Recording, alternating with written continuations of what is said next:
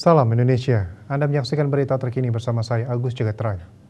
Sinyal menguatnya resesi global yang berdampak pada ekonomi Bali mesti dimitigasi dengan langkah-langkah yang efektif.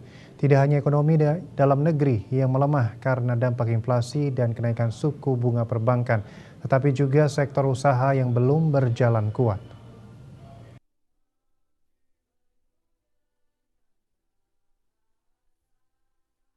Wakil Ketua Umum Kadin Bidang Pariwisata dan Investasi Agung Mahausada mengatakan pengusaha Bali saat ini masih berkutat pada kebutuhan modal kerja untuk bisa bertahan hingga tahun depan.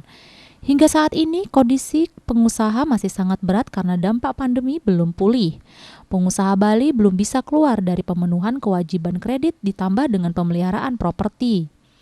Posisi pertumbuhan yang masih sangat kecil dibandingkan sebelum pandemi membuat secara cash flow pengusaha Bali belum bisa bergerak banyak ke arah positif. Maka, upaya yang dilakukan pengusaha saat ini adalah memperkuat permodalan agar dapat bertahan menghadapi tekanan resesi lebih kuat tahun depan.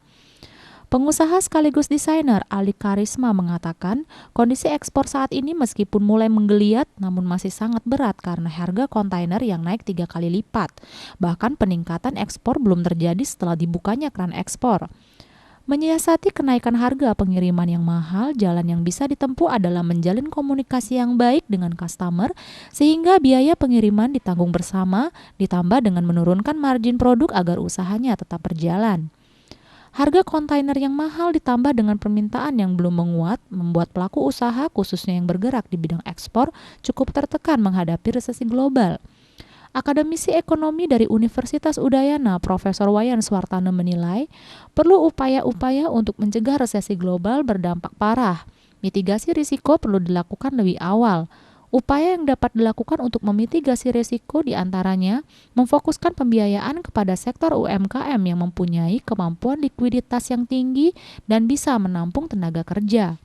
Selain itu, memperbanyak skema jaringan pengaman sosial dan menunda investasi yang tidak urgent dan tidak memiliki dampak terhadap penciptaan lapangan pekerjaan.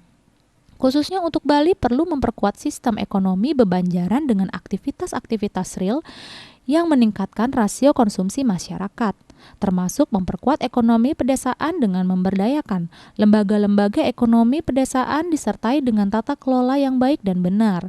Citamaya Bali Pos melaporkan. Berita terkini bersama Minyak Apun Ganapati Usada Bali, keluarga sehat. Update terus informasi Anda dengan subscribe dan like YouTube channel Bali TV @News Bali TV. Tetaplah bersama Bali TV. Salam Indonesia.